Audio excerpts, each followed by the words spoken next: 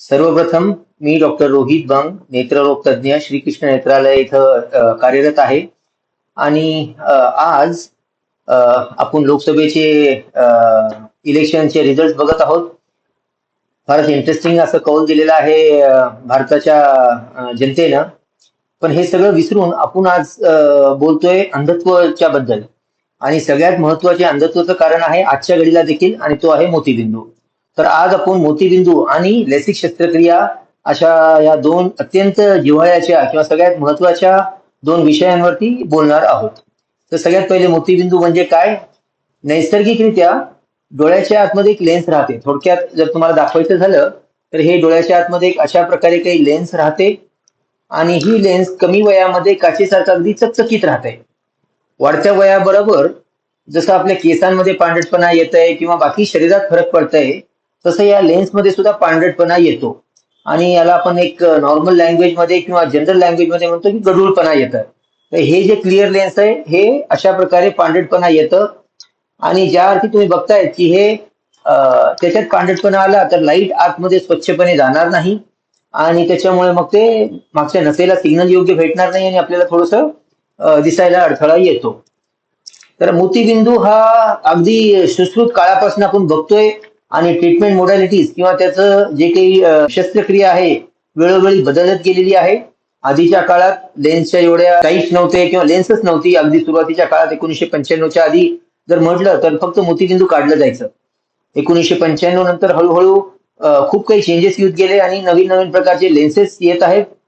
2007 हे असं म्हणूया की कदाचित 2000 नंतर किंवा 2005 नंतर खूप काही it has revolutionise the treatment of a cataract surgery. And now जी आपण म्हणतो की लेझर शस्त्रक्रिया आहे मोतीबिंदूला, तर त्याला मेडिकल लँग्वेज मध्ये म्हणतो फेको इमल्सिफिकेशन. थोडक्यात फेको इमल्सिफिकेशनमुळे अगदी सोयीस्कररित्या मोतीबिंदू आपण हाताळलं जातं, ज्याच्यामध्ये पेशंटला आम्ही जनरली एक्सप्लेन करतो की कुठेही टाके लागणार नाही किंवा इंजेक्शन लागणार नाही किंवा पट्टी सुद्धा लावायची गरज नाहीये. ऑपरेशन नंतर सरळ काळा चष्मा लावला जाते किंवा एक प्रोटेक्टिव्ह ग्लासेस आपण म्हणतो की पांढरा चष्मा लावला जाते. आणि इव्हन ऑपरेशन थिएटरच्या बाहेर येताना सुद्धा पेशंटला पट्टी न लावता फक्त चष्मा लावून येत होतो, आणि अगदी दुसऱ्या दिवसापासून किंवा त्या दिवशी संध्याकाळपासून अगदी नजर स्वच्छ होते. थोडक्यात अगदी 2 मिलीमीटरचा किंवा त्याच्यापेक्षाही आपण म्हणतो की छोटा चिरा लागतो, आणि त्याला कुठली टाकी लावायची गरज नाहीये. आणि ठळक नजर येऊ शकते. मल्टीफोकल लेन्स किंवा मोनोफोकल लेन्स किंवा अजून ट्रायफोकल लेन्स अशा विविध प्रकारच्या लेन्सेसही येतात. त्याच्यामुळे कदाचित पेशंटला पुढच्या कालावधीमध्ये चष्माही लावायची गरज राहणार नाही किंवा लावायची गरज पडत नाही. जवळचं लांबचं दोन्ही नंबर काही अशा प्रकारे आपण मिक्स करून लेन्समध्ये समाविष्ट केले जाऊ शकते, जेणेकरून बाहेरनं पेशंटला कदाचित चष्मा लावायची ही गरज राहणार नाही. हे झालं मोतीबिंदू. जनरली 50, 60, 70च्या कालावधीनंतर लोकांना जे काही कॉमनली दिसतो आजार त्याच्याबद्दल.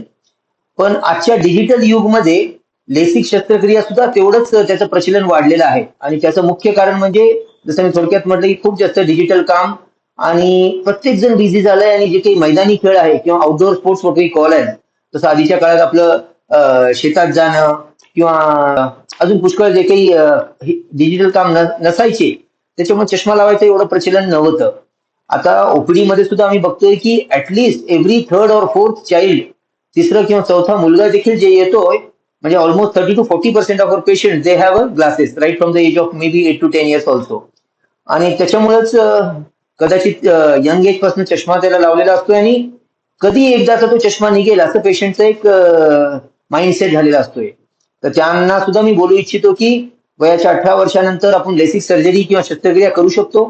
हे देखील एक प्रकारचं लेझर शस्त्रक्रिया आहे, ज्याच्यामध्ये कुठलेही काही साईड इफेक्ट म्हणून कदाचित नाहीच्या बराबरचे आहेत.